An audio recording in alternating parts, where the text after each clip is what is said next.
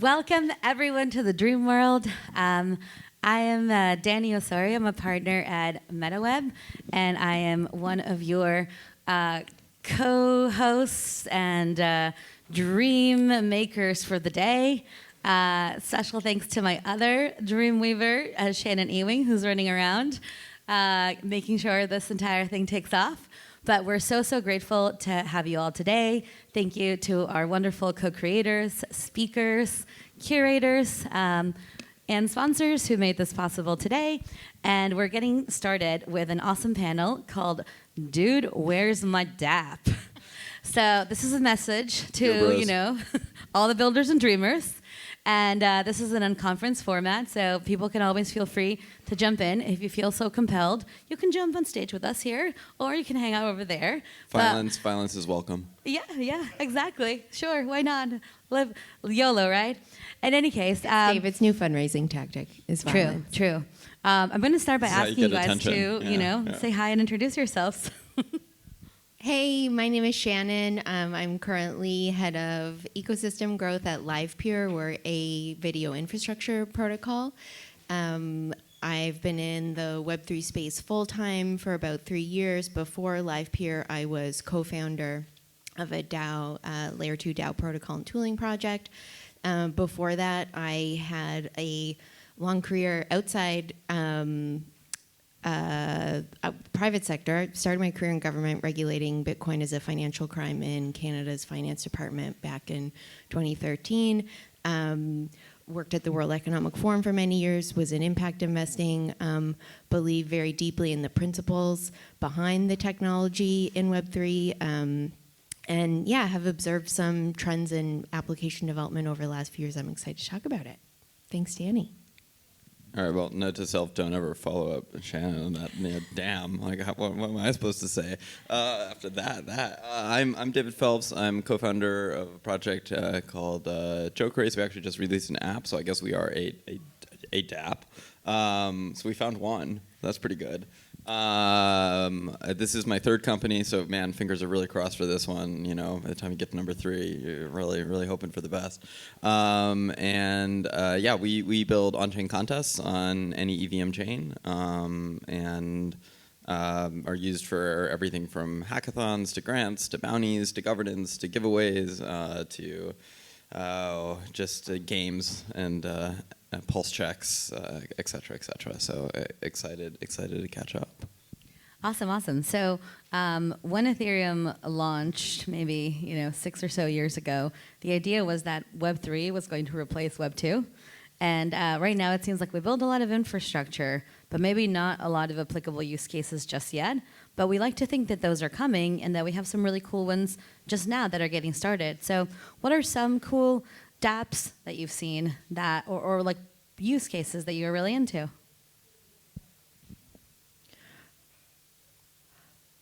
I see more green space for what I would like to see built than apps Same. that I have seen built. I've actually had 3 projects in the Livepeer ecosystem shut down in the last year. I know, very sad face. We're here for No, you. but this is like it's part of the process, right? It's you try something and you learn, and I think like that's actually what I'd love to talk about. Yeah. Is I think there has been a lot of really smart, talented, dedicated people trying in the last couple of years to do what I would call like wave 1 of Web3 application development. Because the infrastructure, has been there longer than the application layer. But my observation just from my own ecosystem and, I think the Ethereum ecosystem generally, I'm super involved with these global, and I've been judging hackathons there for the last couple of years. I think that the imagination around what an application can be, because this space is so predominantly, it has been,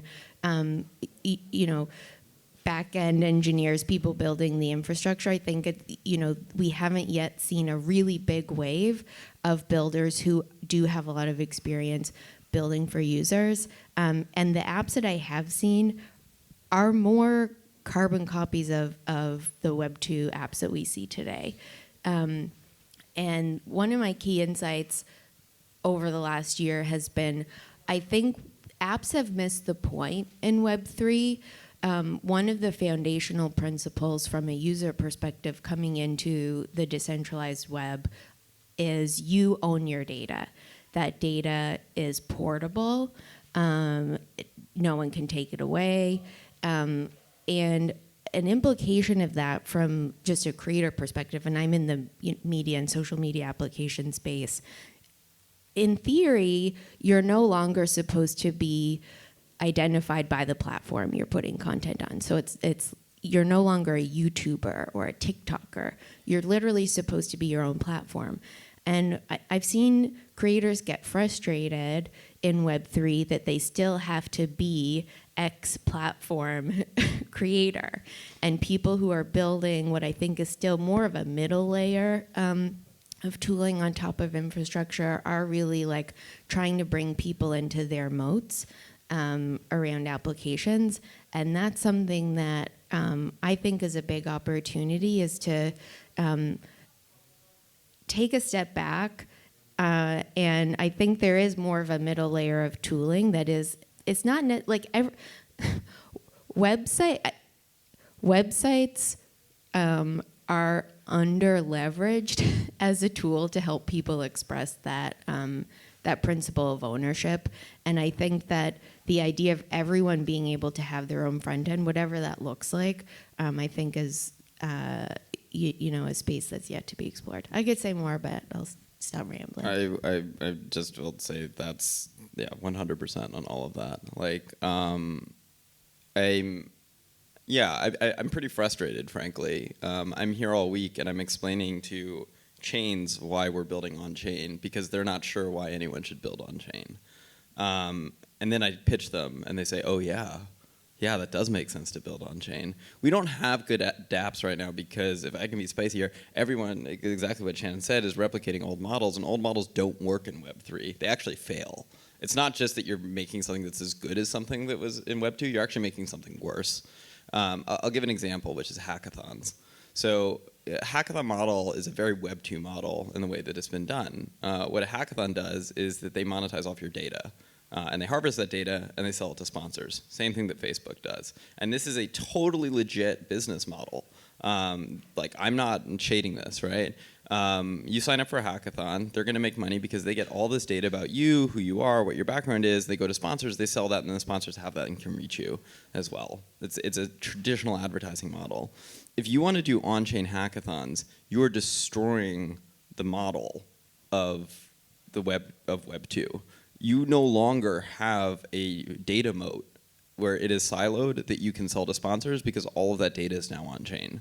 And so nobody wants to build hackathons in our space on chain. Nobody wants to do it, right? But then you start to think, well, what if we did do it? Like, what if we did build hackathons, right? And I said this is one of the use cases for us, I'm shilling. But like, if you did build hackathons on chain, you would lose that model, but you would get a totally different model instead.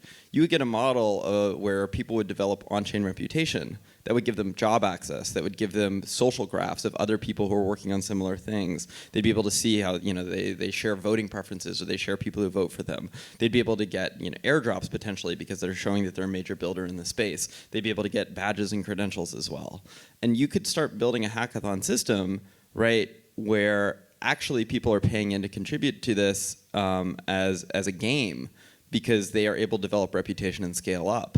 Then you start thinking, well, what's missing in the current hackathon model, right? The current hackathon model, which is the Web 2 model, means as soon as that data is sold off to sponsors, they don't want to sponsor again. They already have it, right? So I'm actually really interested in what you're saying, because obviously I'm part of the core team over at ETH Denver. Yeah. And we actually went through a phase maybe like 2 years ago where we had to announce to all the sponsors that like they weren't going to get any data. Yeah. And they got really angry. Yeah. And we basically, we lost a bunch of sponsors, but we had more from the Web3 space that kind of stepped up and said, we're good with this. ETH right? Denver is a really great example of one that is actually native and is not following this model. But it's not perfect, right? Because we try to give people essentially POAPs for participating, but we haven't been able to enable them to like get reputation systems, right? Like we can't take it to the next level, and it's like we try to dog food the technology, but like it's like dude, where's my dApp? Well, we should talk. I- We should talk because, like, I mean, imagine now. Last thing, right? If you can build that reputation, you can build a gamified system in which you now have like NBA brackets of devs competing against each other.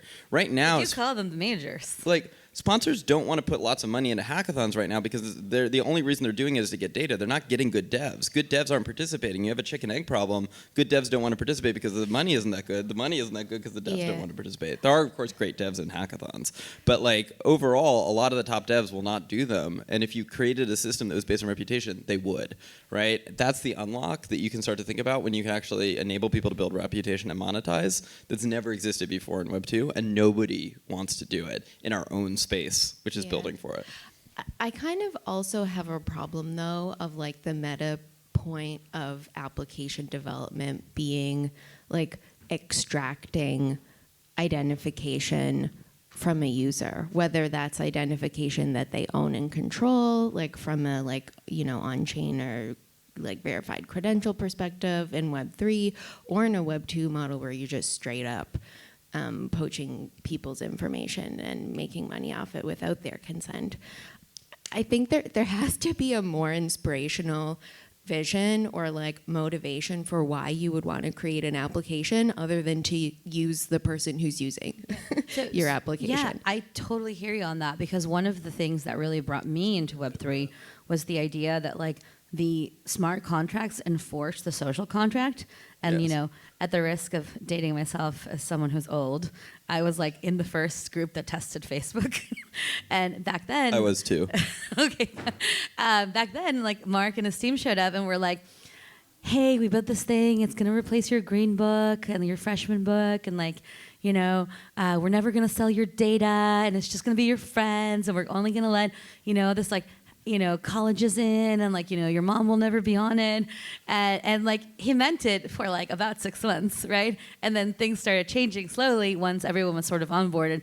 And next thing you knew, it was like, you know, your like 60-year-old uncle was like, you know, going through your Facebook being like, hi, it's so great to see you here. And, you know, everyone was their son. And then suddenly, like, you know, suddenly we were the product. And so companies start with maybe the best intentions or like different promises to their users. And I think what's really cool is that like if we were to build dApps that were different and better than they are today in Web 2, it would be by enforcing some of this primitives by saying like, you have to tell us what the deal is up front. And if you want to change that later, it has to be a negotiation with the end user, or it can be something you can't change. So like if my data was set up on like a public goods rail and I owned my network and like, you know, Elon went to say crazy things on Twitter, I could just parachute out of there. Maybe like something like Mastodon could have worked, right? But because my network is just trapped in there and my only option is to essentially like rage quit and leave everything behind, it makes it really, really difficult to kind of step out of these places. I'm getting emails every day from Web3 companies that are shutting down and telling me they're about to delete my data. I'm like, what do you mean you're about to delete my data? Like, if you had built this open source and on-chain, there would be no data to delete. I would still have my reputation. People would still be able to build out this protocol. Even though you weren't getting funding, this project could continue live for everybody to be able to use and leverage. And instead, you built it in a Web2 siloed way, and now I get nothing for it. Yes. I agree. Trying to be spicy to keep myself awake. Yeah, I mean, there's two other points I wanted to make on this topic, other than, you know, maybe we shouldn't just find users to use them as a meta principle for application development. The other two like points around like application development today, like back to the infrastructure, you know, another core value proposition of Web3 technology, other than yes, users get to own their data and it's portable because it's immutable and all that. The wave of decentralized compute and the disruption of cloud infrastructure is so underestimated. I mean, DPIN is starting to get traction in mainstream media again, is like, oh, maybe there's some legit use of tokens. And it is that it is incredibly expensive to be able to provide compute capacity needed at scale to power global internet-based applications. That is why only 4 companies in the world have been able to sustainably offer social applications Twitch is owned by Amazon. It continues to run at a loss, by the way, because Amazon still can't cover its bills. YouTube sold to Google in 2008 because it couldn't cover its infrastructure costs. Netflix has built its own, media stack. The truly disruptive nature of Web3, I'm a bit biased because I work at Livepeer, where we're a network of GPUs to do transcoding, which is the most important thing you need to do to put video on the internet. It is literally 10x cheaper to build an application on top of a decentralized compute network than it is to run a centralized server. People are just catching on to this. And we spend a lot of time right now at Livepeer out in the Web2 world because we're trying to let people know that this is available. We are no one will say no to 10x savings on their infrastructure bill when it's, 60 to 70% of their fixed costs. And really eating into their margins. So you don't need to build a wallet app-based application in order to leverage Web3 tech in that context. And that gets to the other point I wanted to make, which is we have kneecapped ourselves by deciding that the best Web3 application experience for a user is signing in with a wallet.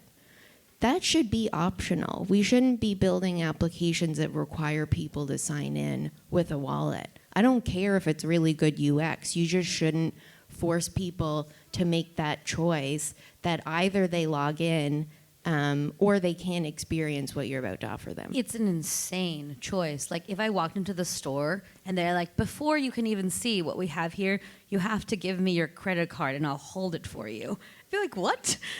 I'm window shopping. But I totally hear you on the decentralized infrastructure side because back when I started working in the Web3, it was in 2017, at a project called Infura, which was one of the earliest infrastructure projects.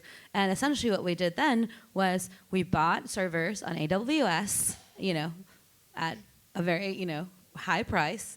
We added expensive engineers on top of that and built out this whole structure.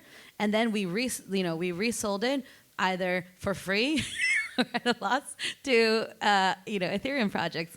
And that was the entire model, which is essentially funded, by like the founder of Consensus, co-founder of Ethereum, and like he was bankrolling the whole thing because it was an impossible model to sustain. So it makes sense that in the long run, you'd actually need decentralized infrastructure to then be able to convert models like those into actually sustainable models. But as we're wrapping up, I'm going to ask you to each give us your hot take or prediction on what you think is going to be the killer dApp or use case for Ethereum, Web3 tech. Where are we going? Well, I'll share a thought I just shared with Shannon, which is that another one of these skeuomorphic dApps that we're seeing a lot is reputation right now. And so a lot of reputation tools are still based on like sending an NFT as a badge. And the thing is, you don't need an NFT to verify someone's data. You don't actually need tokens at all as identity badges. You can just directly analyze people's social activity on chain. And I think the really killer thing that no one is building is a reputation tool that's an analytics tool that for anyone who wants to do customer segmentation, understand who their users are, what DeFi protocols are using, what they hold in their wallet, what NFTs they're into, that would be massively powerful for them. If you want to build social graphs to see who else you should meet in the space because they share similar interests to you, they're voting in similar ways, right? That could be used. But all of that has to be done through analytics of a lot of on-chain activity. We have always leapt towards tokenizing everything because we love tokens, but that's actually a really, really primitive data primitive. And actually being able to analyze all the many multifarious things that you can do on chain today in terms of social activity is not just going to be an unlock to analyze those, it'll be an unlock because it'll incentivize people to start performing those actions in the first place so that they can then develop that reputation as well. And you'll get this amazing flywheel where whoever builds that will then actually be incentivizing a lot more people to generate that data that will feed into it too. I would love to see that. Anyone who's paying attention to the cost structure of existing internet businesses today has an opportunity to disrupt